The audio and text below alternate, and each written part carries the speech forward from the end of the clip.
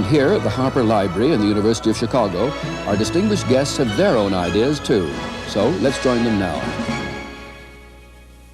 If you can control the money supply, you can certainly cut back or control the rate of inflation. I'd have to say that that prescription is a little bit easier to write than it is to fill. I think there are some other ways to do it, and I would relate the money supply. I think inflation is a measure of the relationship between money and the goods and services that money is meant to cover. And so if you can stimulate the production of goods and services, it's helpful. It's a little tougher to control the money supply, although I think it can be done, than just saying that you should control it, because we've had the growth of credit cards, which is a form of money created, in effect, by the free enterprise system. It isn't all just printed in Washington. But that may sound too defensive. I think he was right in saying it was that the inflation is Washington-based. Mr. Martin, nobody's been in the firing line longer than you, 17 years head of the Fed. Could you briefly comment on that, and we'll go around the group? I want to say 19 years. I wouldn't be out here if it weren't for Milton Friedman today. He came down and gave us advice from time to time. Never taken him. He's going to do some interviewing later, I warn you. And I'm rather glad we didn't take some all the time. In your 19 years as chairman of the Federal Reserve Bill, the average growth in the money supply was 3.1% per year. The inflation rate was 2.2%. Since you left, the money supply has exactly doubled.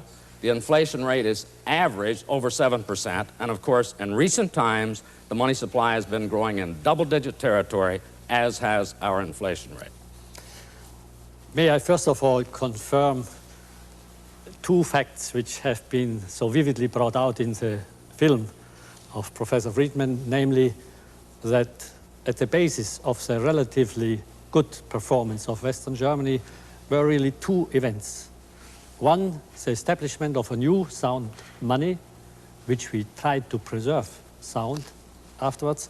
And secondly, the jump overnight into a free market economy without any controls over prices and wages. These were the two fundamental facts. Now, we have tried to preserve monetary stability by just trying to follow this prescription of Professor Friedman, namely monetary discipline, keeping monetary growth relatively moderate.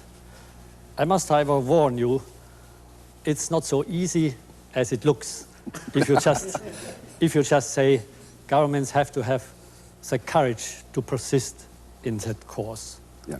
Nobody does disagree with the proposition that excessive growth in money supply is an essential element in the inflationary process, and that the real problem is not what to do, but how to have the courage and the will to do it. And I want to go and start, if I may, on that subject, because I think that's what we ought to explore. Why is it we haven't had the courage and don't, and under what circumstances will we? And I want to start with Bill Martin, because his experience is a very interesting experience. His 19 years was divided into different periods. In the first period, that average that Burl Sprinkle spoke about, averaged two very different periods. An early period of very slow growth and slow inflation, a later period of what at the time was regarded as creeping inflation. Now we'd be delighted to get back to it.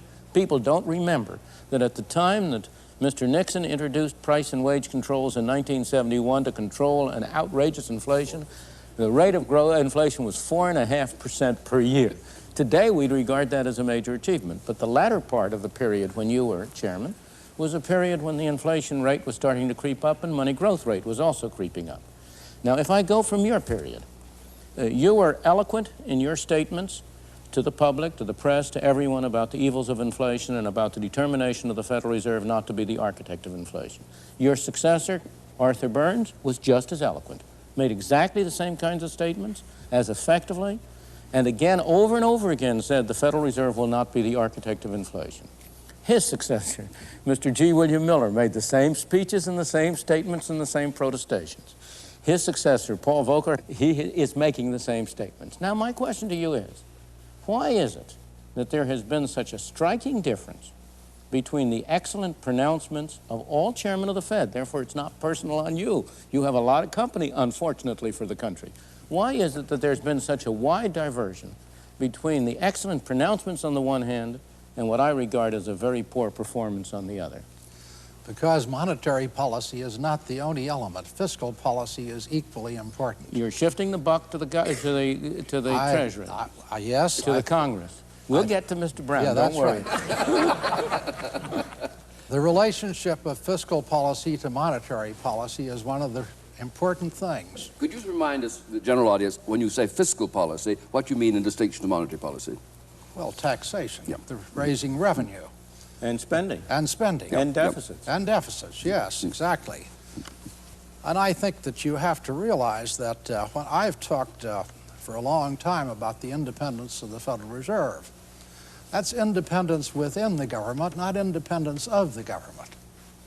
And I've worked consistently with the Treasury to try to see that the government is financed. Now, this gets back to spending. The government says they're going to spend a certain amount, and then it turns out they don't spend that amount. It doubles. The job of the Federal Reserve is not to run government spending. It's not to run government taxation. The job of the Federal Reserve is to control the money supply. And I believe, frankly, I have always believed, as you know, that these are excuses and not reasons for Well, the that's where you and I performance. differ, because I think we would be irresponsible if we didn't take into account the needs and what the government is saying and doing. I think if we just went on our own irresponsibly, I say it on this because I was in the Treasury before I came to the Fed, and I know the other side of the picture. I think we'd be rightly condemned by the American people and by the electorate. Every central bank in this world, including the German central bank, including the Federal Reserve System, has the technical capacity to make the money supply do over a period of 2 or 3 or 4 months, not daily, but over a period, has the technical capacity to control it. Dr. Is that right now? Cannot True? explain the kind of excessive money creation that has occurred in terms of the technical incapacity of the Federal Reserve System or of the German central bank or the Bank of England or any other central bank in the world. I wouldn't say technically we are incapable of doing that, although we have never succeeded in controlling the money supply month by month. That's right. But I would say we can technically control it half-yearly, from one half-year period to the next, and that would be sufficient That would be for sufficient. controlling inflation. It's like steering However, a ship, it doesn't there's- move. I'm an economic scientist, and I'm trying to observe phenomena, and I observe that every Federal Reserve chairman says one thing and does another. I don't mean he does, the system does. Yep. How different is your setup in Germany? You've heard this problem of governments getting committed to spending and the Fed having one way or the other to accommodate itself to it. Now, what's your position on this very interesting problem? We are very independent of the government, from the government, but on the other hand, we are an advisor of the government, also on their budget deficits.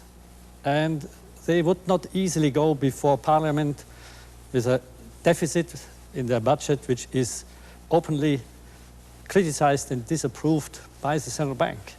Why? Because we have a tradition in our country that we can also publicly criticize the government on this account. And second, if, as has happened in our case too, the government goes beyond what is tolerable for the sake of overall equilibrium, we have let it come through in the capital markets. That is to say, they have driven up interest rates. That has drawn public criticism, and that has had some effect on their attitude.